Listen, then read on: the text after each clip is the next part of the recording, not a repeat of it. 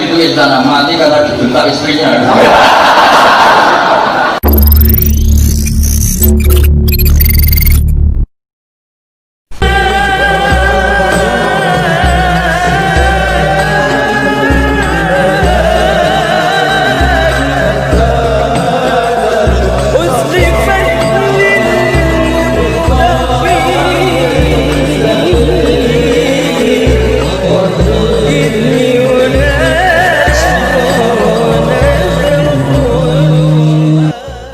Ngaji banyak.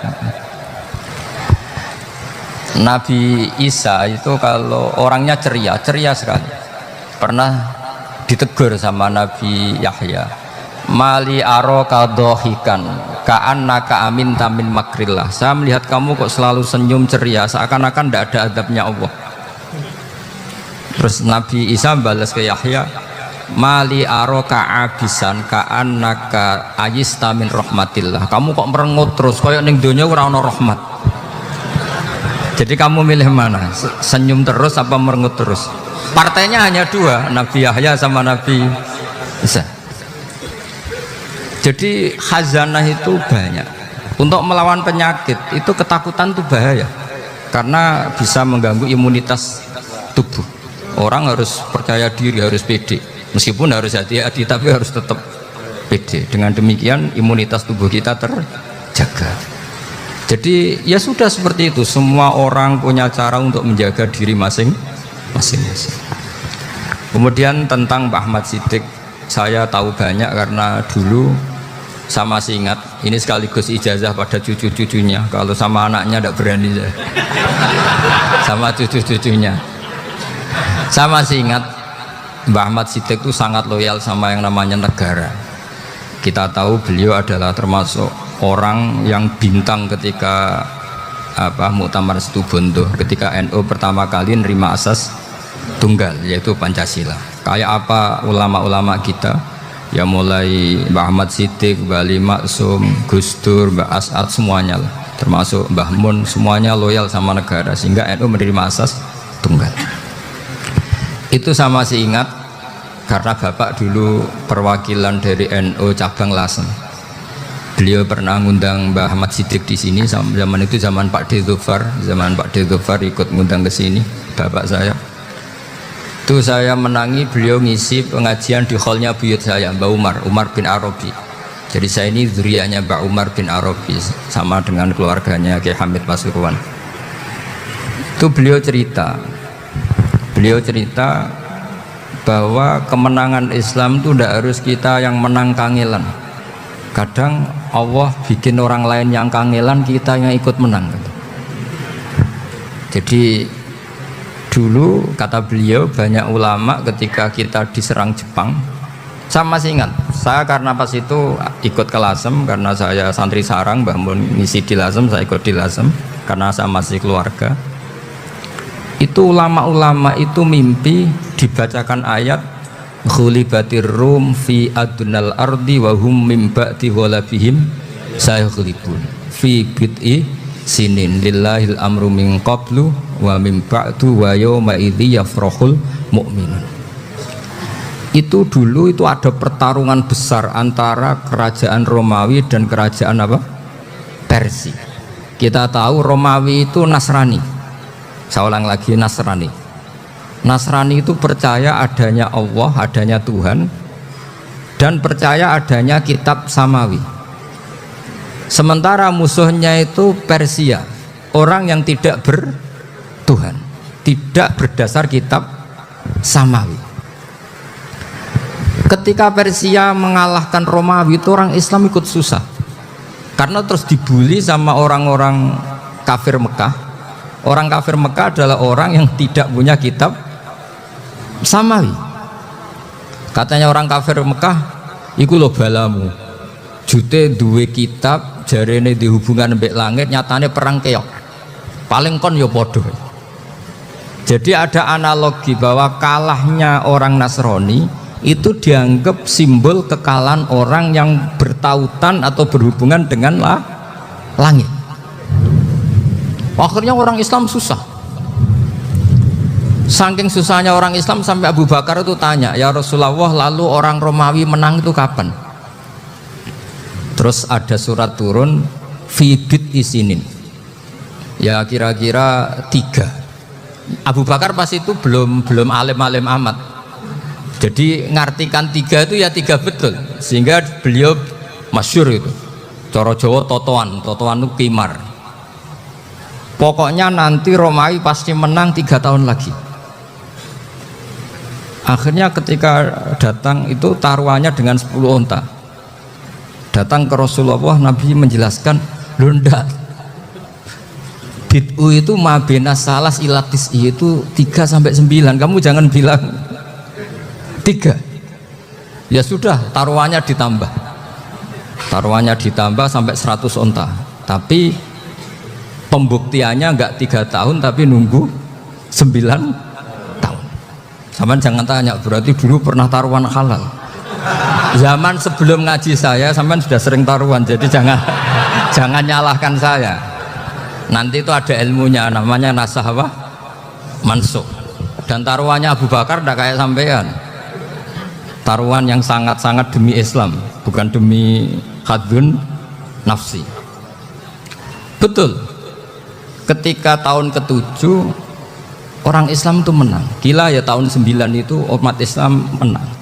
Menangnya umat Islam mengalahkan musyrik Mekah itu di Badar. Romawi mengalahkan apa?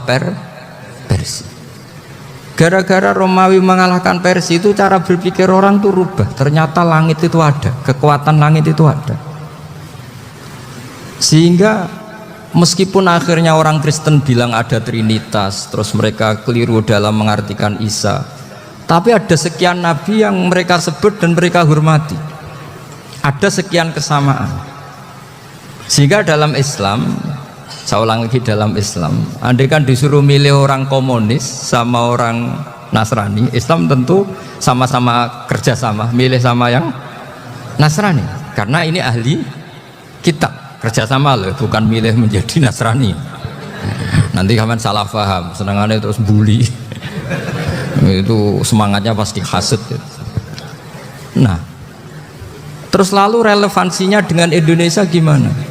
Wa yauma idzi yafrahul mu'minun. Ketika orang Romawi yang punya kitab samawi mengalahkan Persia yang tidak punya kitab samawi, itu orang Islam ikut bunga, ikut gembira. Itu semua kiai banyak yang mimpi seperti itu. Ini cerita Pak Ahmad Siddiq, saya dengarin. Ternyata betul, Jepang itu nggak dikalahkan Indonesia.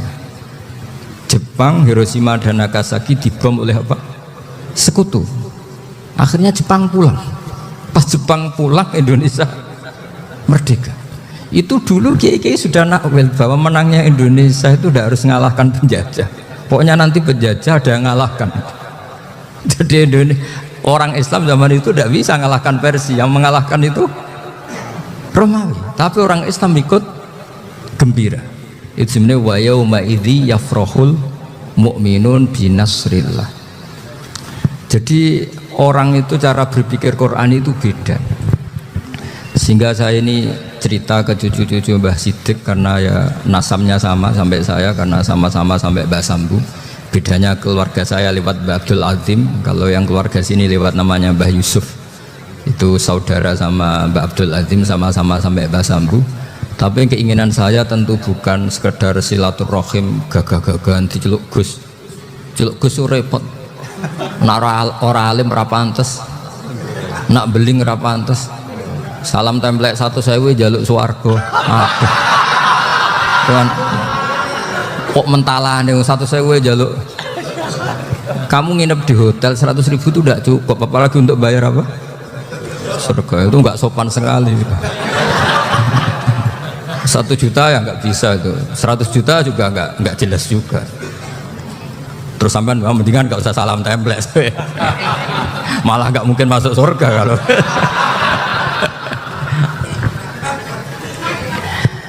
Jadi dulu yang namanya zuriyah, sampean tenang saja, nasab sampean tidak kalah dengan kita, karena nanti setelah di kuburan itu gus-gus itu nggak penting. Semua kalau tanya bapak kamu siapa, jawabannya siapa? Nabi Ibrahim.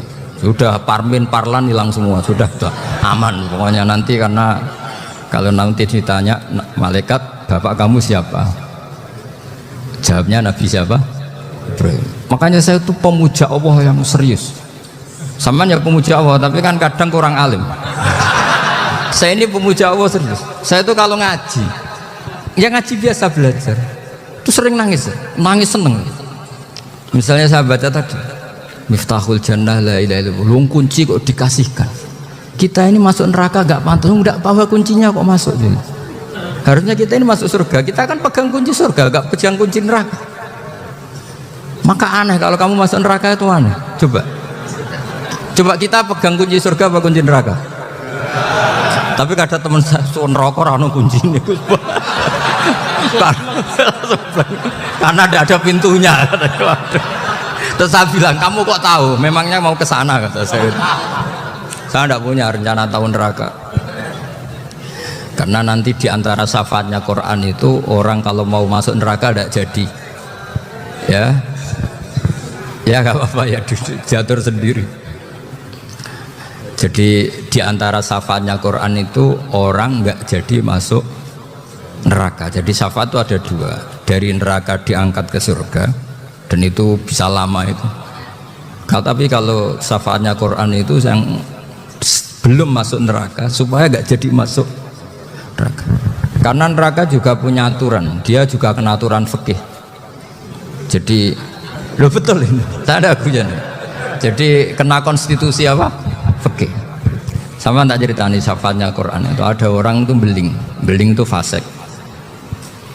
Itu dia hafal surat Tabarok, hafal betul. Tabarakalladzi biyadihil mulku wa huwa ala kulli syai'in qadir alladzi khalaqal mauta wal hayata. Pertanyaannya gini, boleh enggak orang menginjek surat Baqarah? Boleh enggak? Enggak. Padahal orang hafal Quran itu artinya ayat itu ada di hatinya. Fa inna wa ta'ala la yu'adzibu qalban wa al-Qur'ana. Allah tidak akan menyiksa hati yang menyimpan Quran, yang jadi flash disknya Quran, yang jadi rekaman Quran. Singkat cerita orang ini hafal. Pas ketemu Mungkar Nakir prosedur kan, ini orang fasik mau diantemin sama Mungkar Nakir. Prosedur ya, dia kan prosedur standar.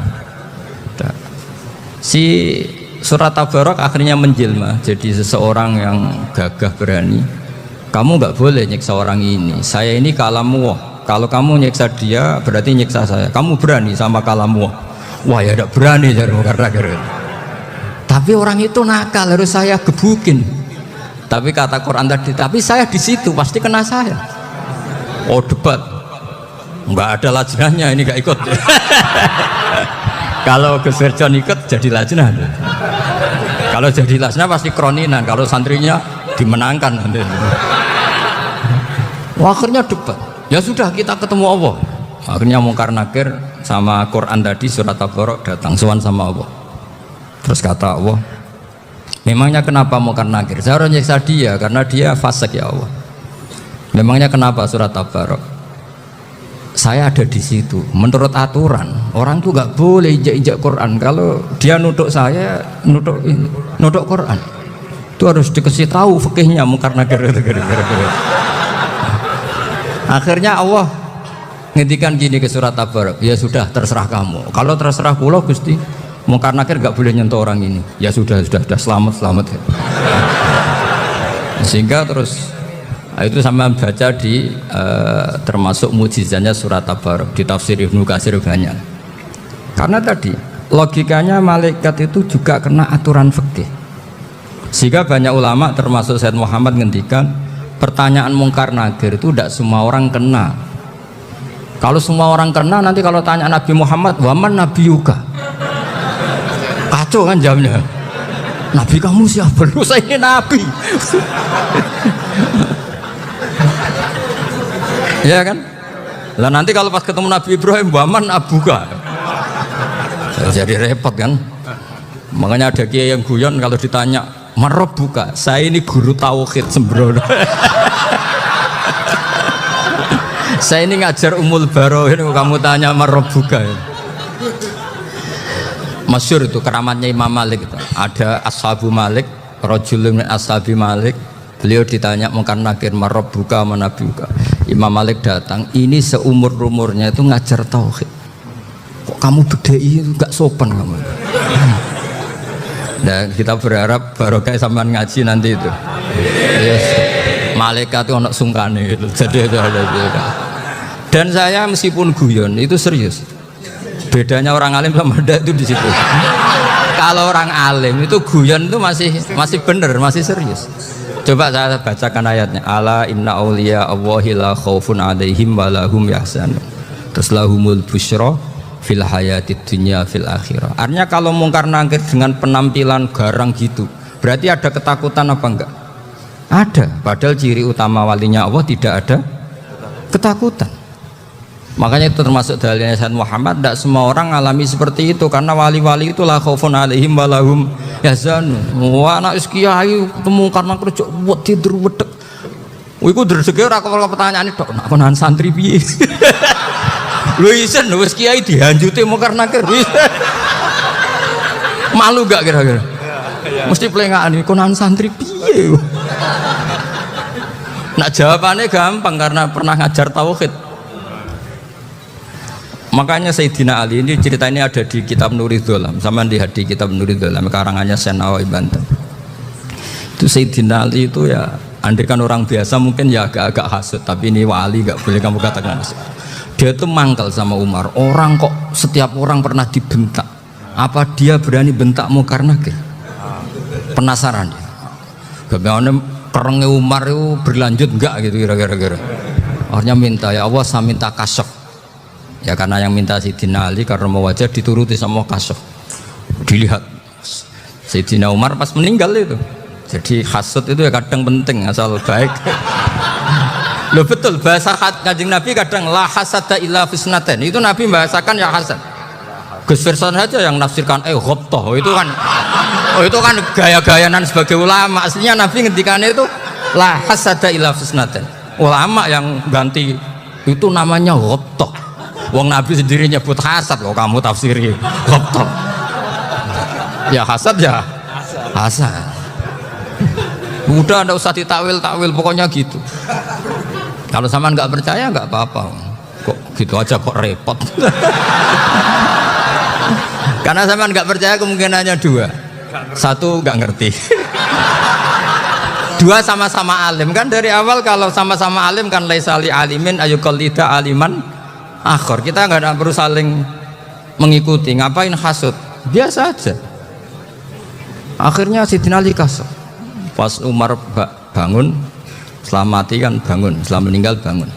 Munkar Nakir datang dengan perangai yang sangat garang.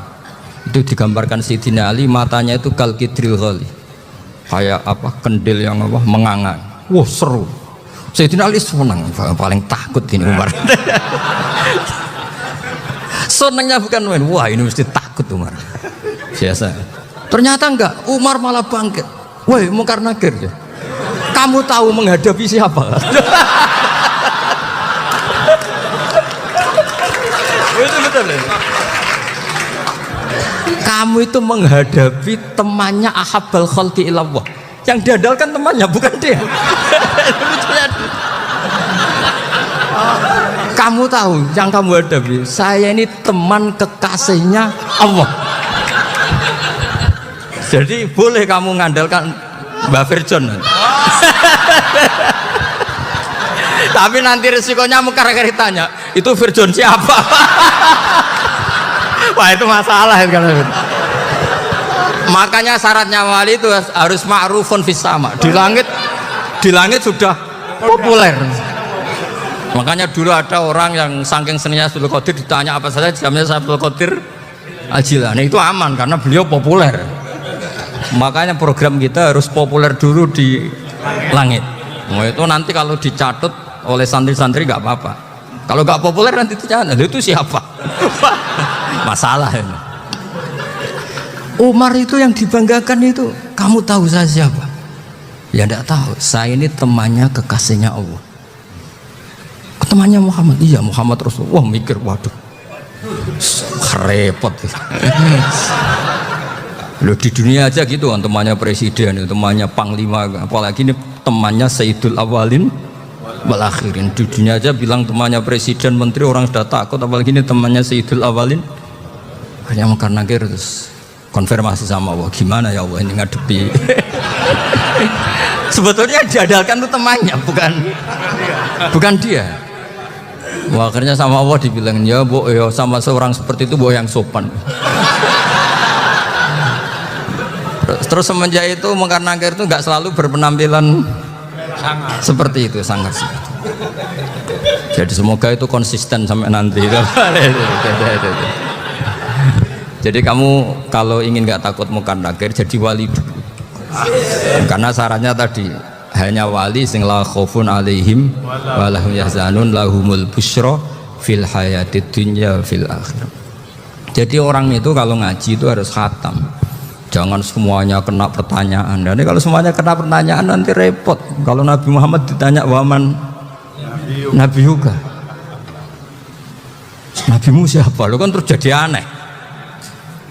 Jadi makanya ketika Sayyid Muhammad semua ulama lah, nggak ada am kecuali ditaksis, kecuali sifatnya Allah. Misalnya bikulli syai'in alim, ya benar-benar bikulli syai'in. Tapi kalau am semuanya pasti ada taksis, meskipun dalam muhawarah muhadatsah biasa. Ya, misalnya contoh gampang, istri kamu baru seneng kamu, mas nak pengen apa-apa aku lapor aku, gak apa-apa mas, mesti aku seneng gak sama lapor. Iku di aku pengen wayo. Wah langsung jadi apa wae.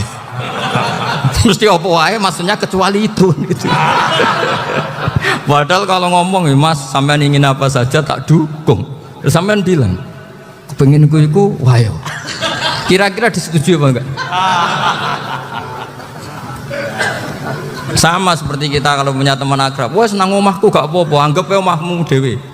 Terus mlebu-mlebu kamar. Jadi tidak ada am kecuali ditaksis. Artinya kalau ada cerita bahwa orang mati pasti ngalami ditanya mungkar nakir, itu pasti ada am yang ditaksis. Itu pasti juga dialami para anbiya, para auliya. Karena ciri utama wali itu la khaufun alaihim walahum yahzanun. Kemudian saya yang mau cerita ya, supaya sampean bisa menghadapi dunia global ini, tak bawa tafsir Munir termasuk tadi.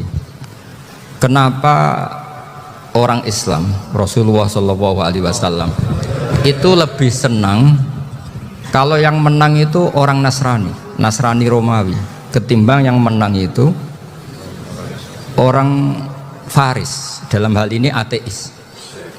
Karena orang ateis itu lebih ngeri. Sebetulnya beberapa penemuan sains, terutama di ilmu medis, itu orang Amerika, kayak cloning. Tapi orang Amerika itu masih dilarang oleh gereja untuk mengaplikasi. Karena nanti bayi cloning itu dipakai suku cadang. Di Amerika masih ditentang oleh fatwa-fatwa agama, baik Islam maupun Kristen. Tapi di Cina itu dipraktekkan. Karena nggak ada halangan agama. Di Cina itu biasa ada kondom diolah lagi jadi alat-alat aksesoris. Di Amerika tidak ada karena masih ada agama, masih ada larangan. Sehingga orang Islam itu lebih takut kalau yang menang itu Persia, karena terus cara berpikir ternyata Tuhan itu tidak ada, langit nggak ada perannya. Jadi ketika yang menang Nasrani masih berpikir itu pertolongan Tuhan, meskipun mungkin cara mengatakan Tuhan beda dengan kita. Tapi ada satu kesamaan bahwa kekuatan samawi itu ada. Jadi disebut hulibatir rum fi adnal ardi wa hum min ba'di ghalabihim sahlibun. Di sini diterangkan oleh Syekh Nawawi supaya kamu tidak salah paham. Sebetulnya kamu katakan misalnya wah itu paham liberal, sebenarnya saya tidak tersiksa. Cuma takut yang mengatakan seperti itu cek goblokir atau ngaji gitu. Itu aja masalah saya.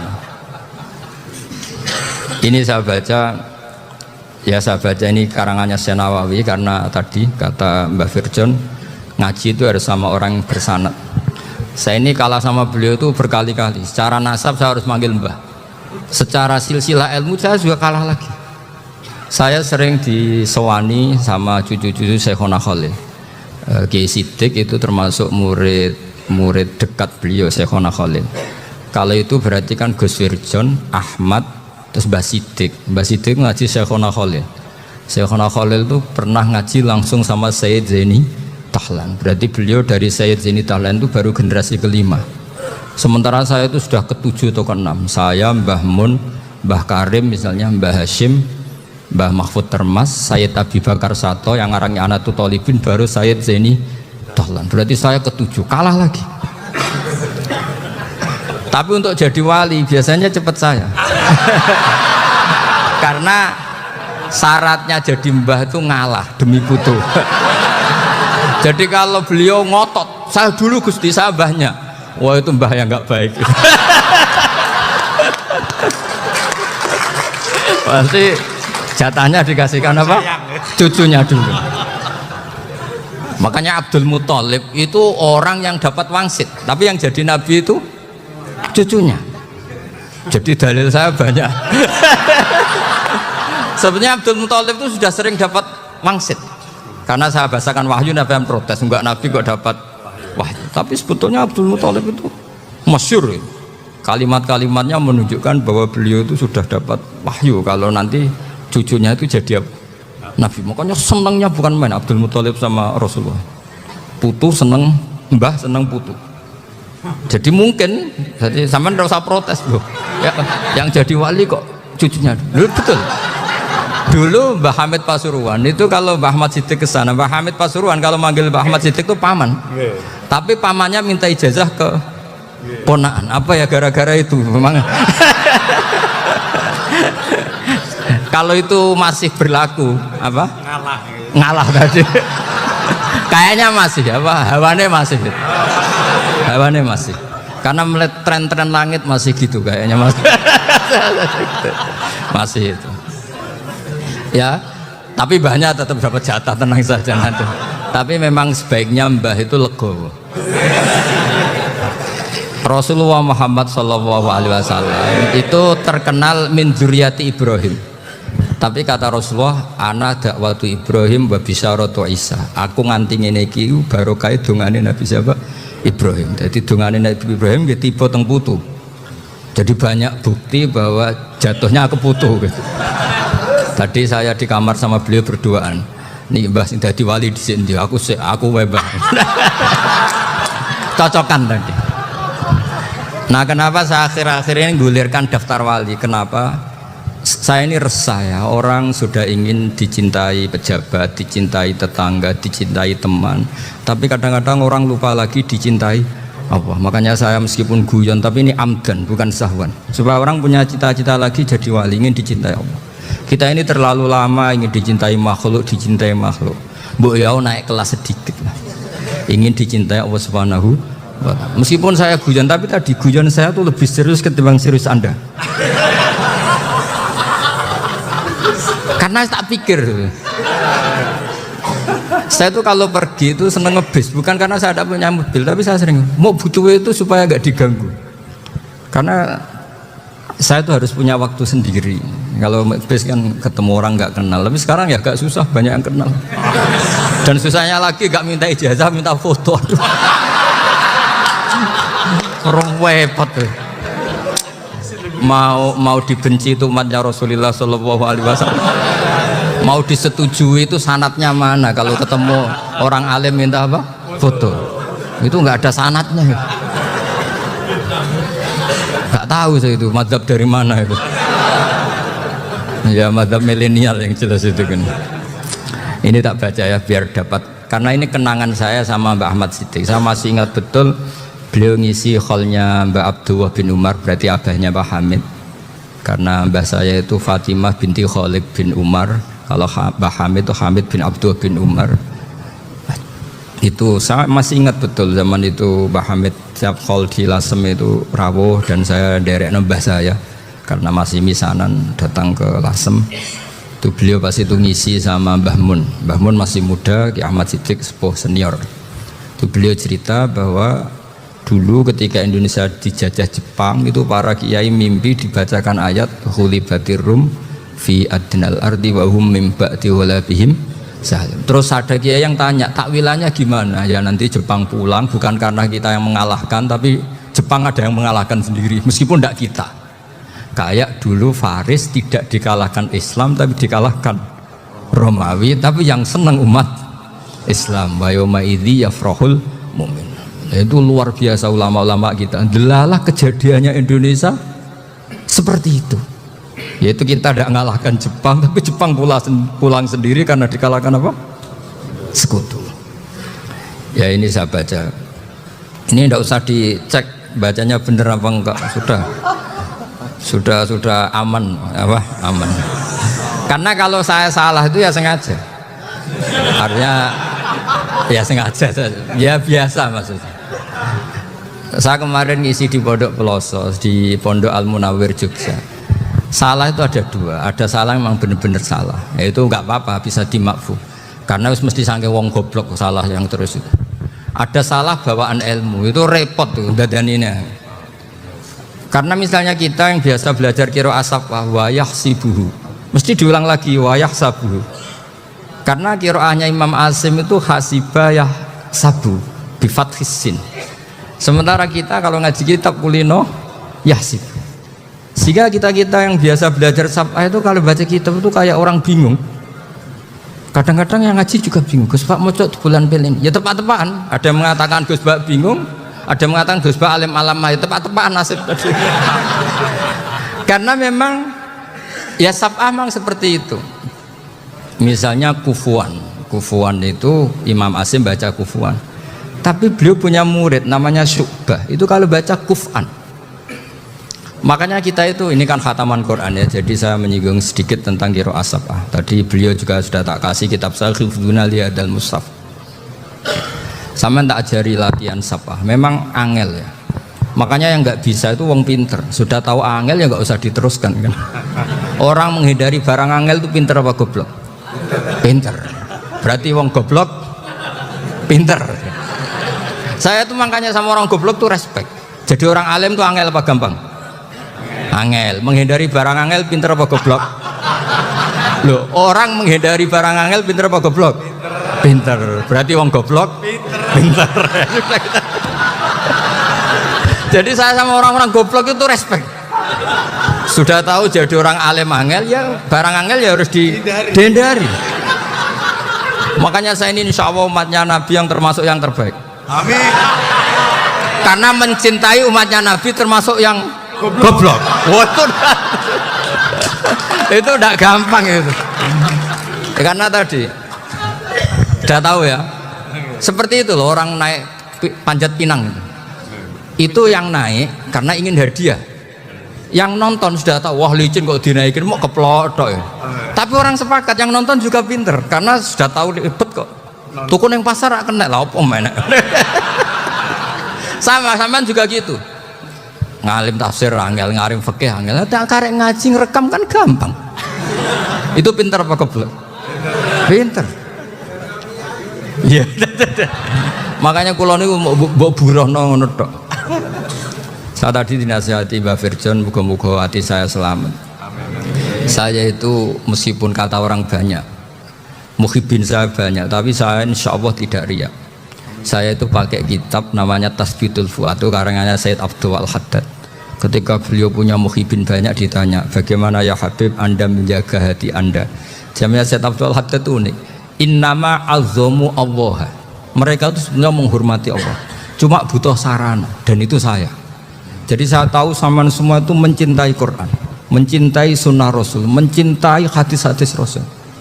Cuma sampean kan karena nggak paham, terus manfaatkan saya. Jadi sebenarnya saya ini korban.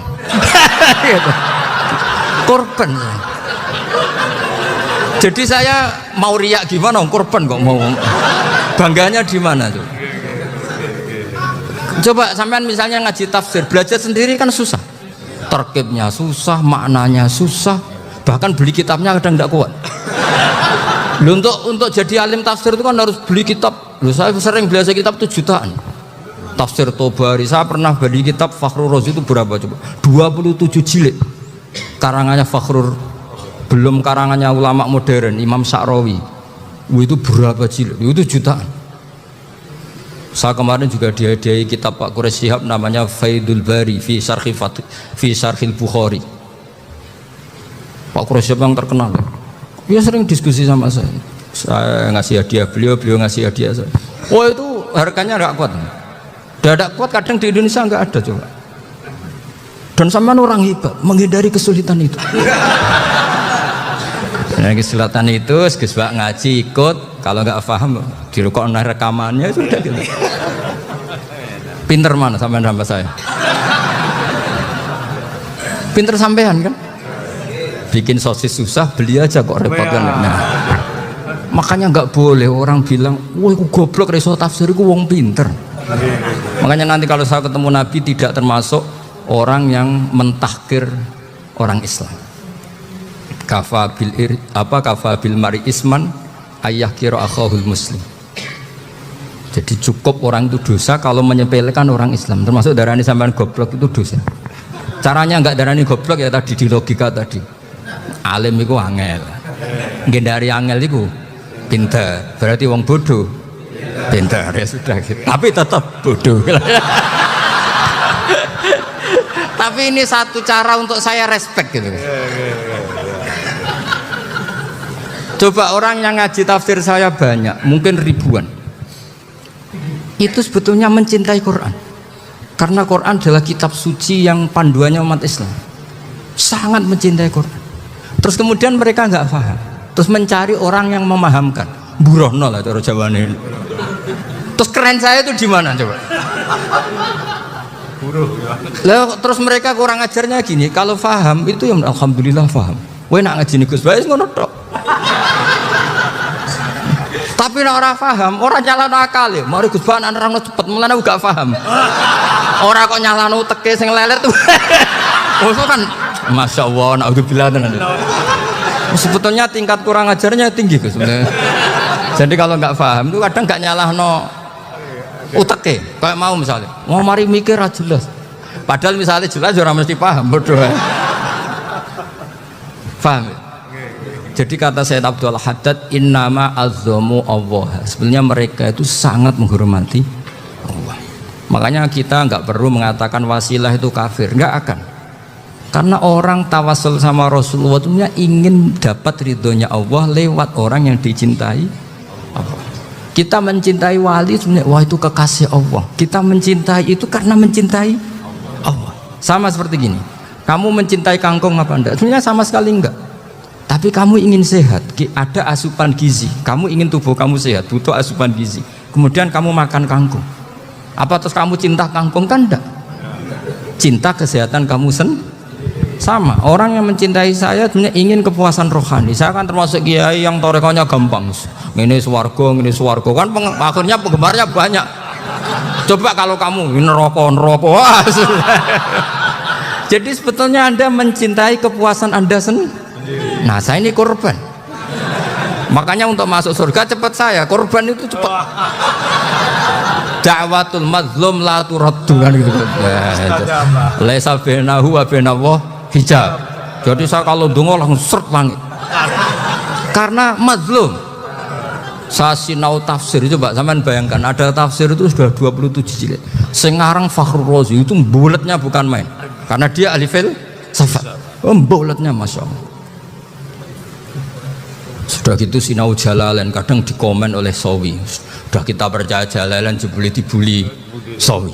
Percaya Sawi dikandani, "Oh iku Maliki rasa ribet." Sudah gitu sinau Qurtubi, sinau tafsir Tabari itu susahnya. Belinya susah, belajarnya susah. Padahal saya punya keluarga, punya istri, punya anak. Bayangkan kalau istri saya rewel kayak istri sampean. Wah itu, tapi alhamdulillah enggak. Sama sekali enggak. Allah sudah milihkan, wah ini bahaya kalau punya istri rewel. Imam Sibawai itu kitabnya banyak, tapi yang terbukukan hanya kitab Sibawai. Karena beliau kalau sudah belajar lupa istri. Hanya pas beliau di pasar, kitabnya dibakar semua sama istrinya. Karena dianggap saingannya. Ternyata yang dicerai tidak kitabnya, malah istrinya. Itu Imam siapa? Sibawai. Tapi alhamdulillah kitab saya nggak terbakar, aman. Saya teruskan. Jadi untuk menjaga riya dilatih innama azzamu Allah. Sebenarnya mereka itu menghormati Allah. Sehingga wasail itu sebenarnya nggak pernah jadi subjek pelaku utama, enggak. Tetap Allah. Sebab itu kata Sayyid Muhammad, kamu kok mengatakan wasilah itu kafir itu gimana? ketika innallaha qad ba'atsa lakum taluta malika. Talut itu ya manusia. PD-nya itu apa? Inna ayata mulkihi ayyatiyakumut tabut fihi sakinatum mir rabbikum wa baqiyatum mimma taraka alu Musa wa alu Haruna tahmiluhul malaikah. Jadi beliau PD itu kalau bawa sunduk semacam peti sakti, sing di situ ada baqiyatum mimma taraka alu Musa wa alu Haruna tahmiluhul malaikah. Ya kayak semacam jimat. Tapi saya bukan mensyariatkan jimat enggak, karena nanti banyak penjual yang pembohong juga gitu loh. Cuma cerita, kamu tidak usah mengatakan kafir. Dulu Talut PD-nya kalau bawa sunduk semacam peti kesaktian yang di situ ada baqiyatum mimma taraka alu Musa wa alu Haruna tahmiluhul malaika. Sehingga Khalid bin Walid meskipun beliau sahabat dan menyaksikan wajah Rasulullah sallallahu alaihi wasallam, itu bawa sya'aratun min sya'aratihi Rasulullah sallallahu alaihi wasallam, bawa rambutnya Nabi. Perang kemana-mana itu diletakkan di pecinya. Nanti sama tanya lagi, masa pakai peci Khalid bin Walid itu? Wah panjang, sampai itu repot.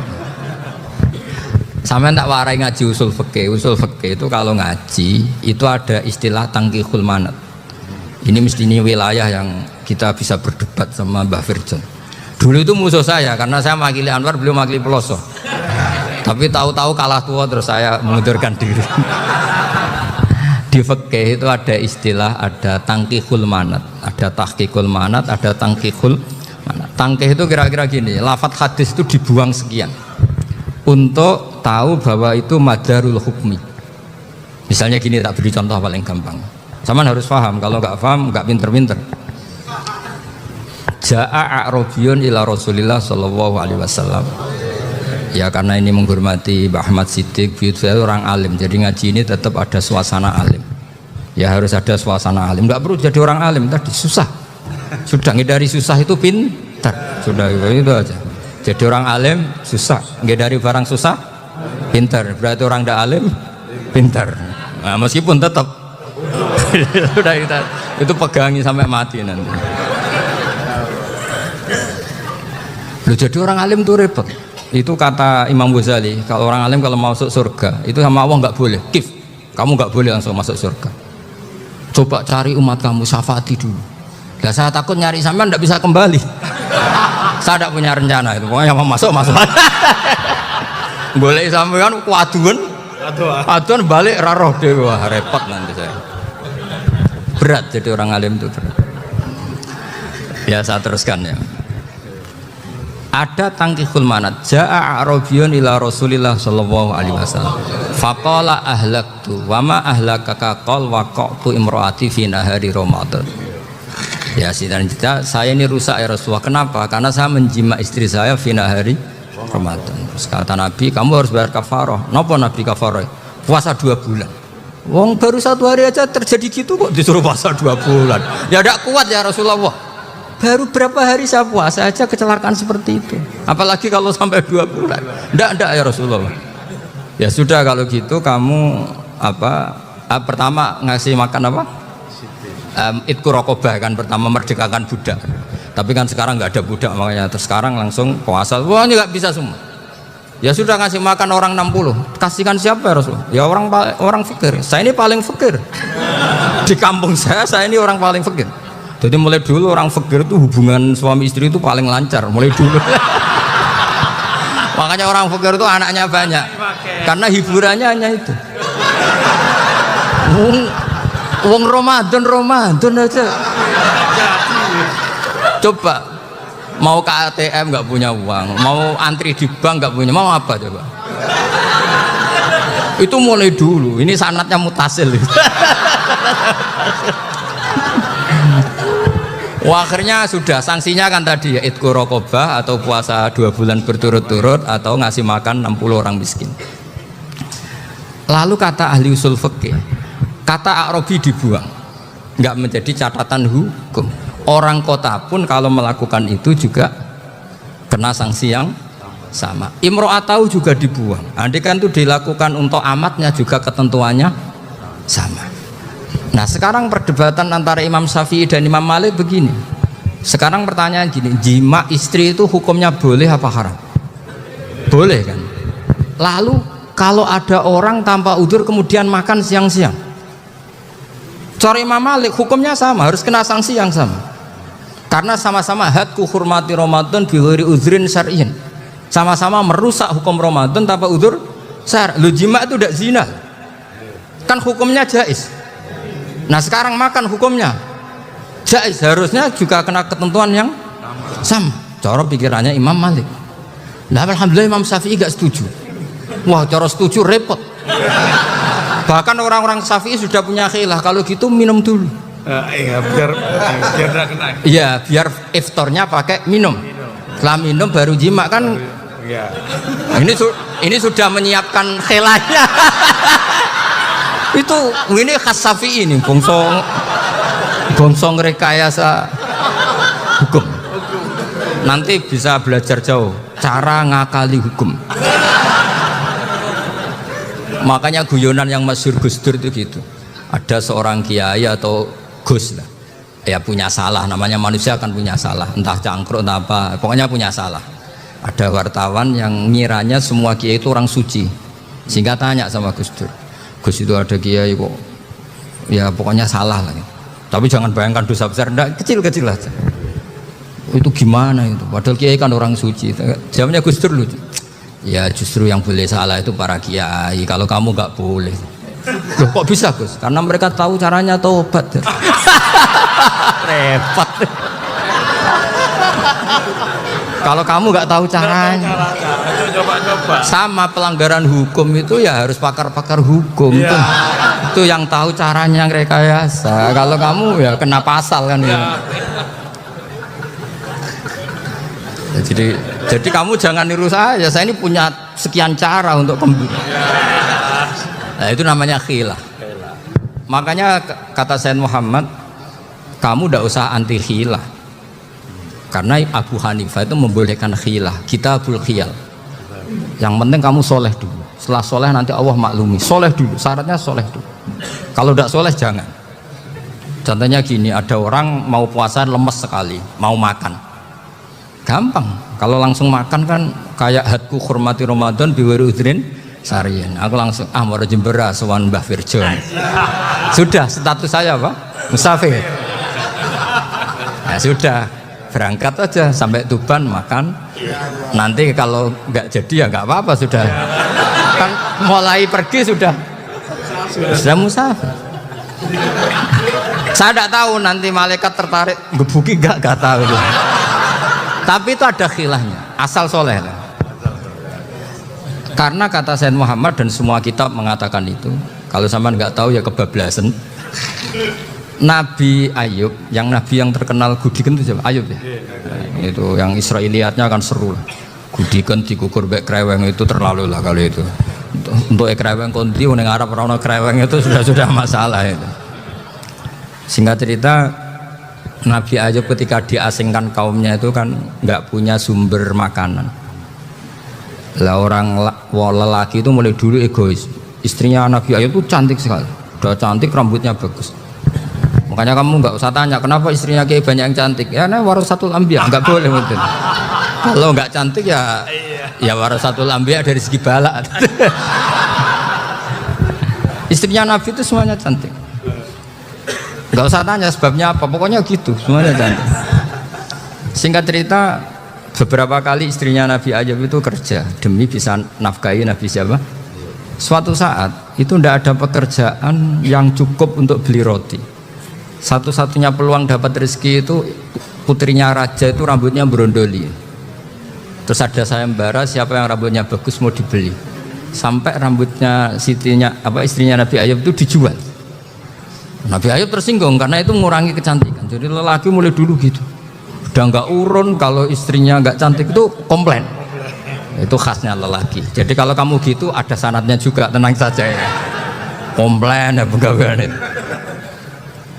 Saking mangkelnya Nabi Ayub terus ngendikan la adriban naki mi'ata sautin. Kamu akan saya pukuli dengan mi'ata sautin atau dengan 100 cambuan. Atau mi'ata dikhtin atau mi'ata apalah sesuai konteks zaman itu. Enggak namanya pecut tuku konti kok ribet lagi. Singkat cerita akhirnya ketahuan bahwa istrinya menjual itu demi Nabi Ayub.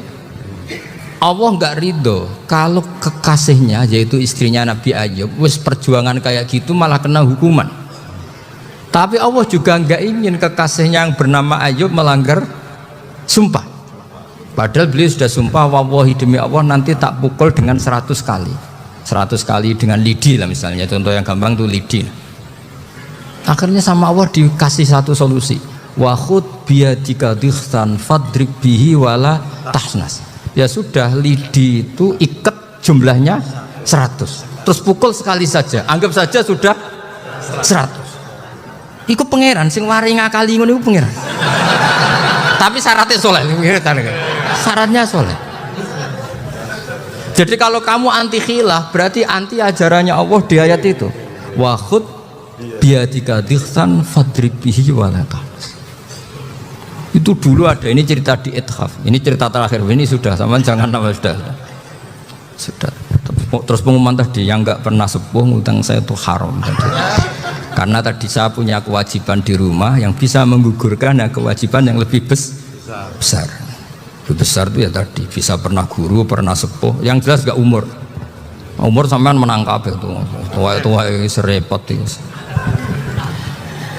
Ada raja itu ganteng kaya, senengannya nikah perawan cantik. Itu semua kampung mesti kenal. Mungkin digilir atau gimana pokoknya.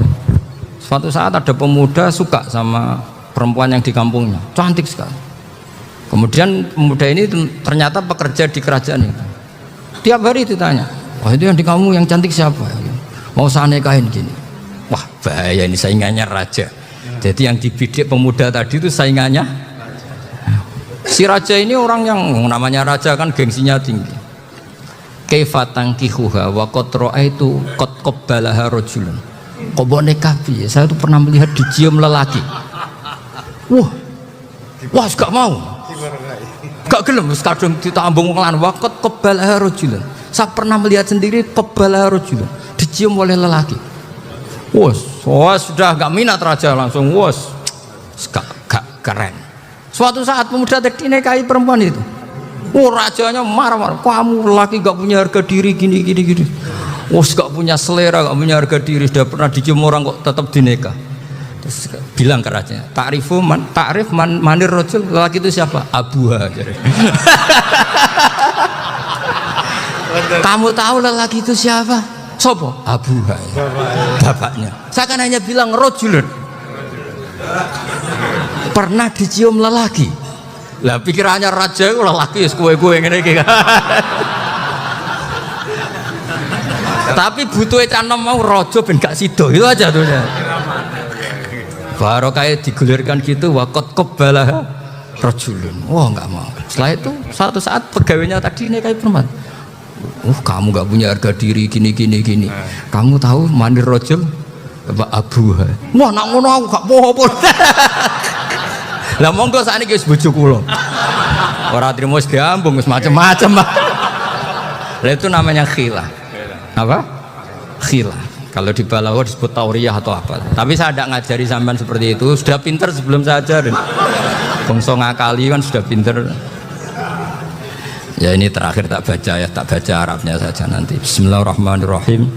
Biar dapat barokahnya Syekh Nawawi juga barokahnya guru-guru. Bismillahirrahmanirrahim. Wa sababu nuzuli hadil ayati annahu kana baina farisa war rumi qitalun wa kana al musyrikuna yawadduna antaghliba farisu ar-ruma li anna farisa kanu majusiyan ummiyin wal muslimuna yawadduna ghalabatar rum ala faris liqaunihim ahla kitabin. Jadi zaman dulu orang Islam lebih senang kalau yang menang itu orang Nasrani kalau bandingannya ateis. Karena bagaimanapun percaya kekuatan langit. Sementara orang ateis sama sekali tidak percaya kekuatan. Apapun bedanya kita dengan Nasrani itu ada kesamaan, yaitu percaya adanya kekuatan langit. Sehingga ketika orang Romawi kalah itu orang Islam ikut susah. Paham ya? Makanya ini tak baca biar sampean nggak macam-macam pikirannya. Fab'atha Kisra saat terusnya, ya pokoknya seperti itu. Akhirnya Rasulullah SAW berdoa lebih seneng yang menang itu Rom karena ahli kitab. Artinya apa? Kemenangan ahli kitab adalah kemenangan makhluk atau hamba Allah yang mentautkan kekuatan kita di bumi dengan kekuatan langit. Makanya saya berharap selain kita ikhtiar medis, kita harus memperbanyak istighfar. Bagaimanapun semua itu dari Allah Subhanahu wa ta'ala. Kita menghormati negara dengan ikhtiarnya, tapi saya mohon sekali kita juga istighfar, karena semua itu juga ditentukan oleh Allah, oleh langit. Ya, saya kira demikian. Assalamualaikum warahmatullahi wabarakatuh.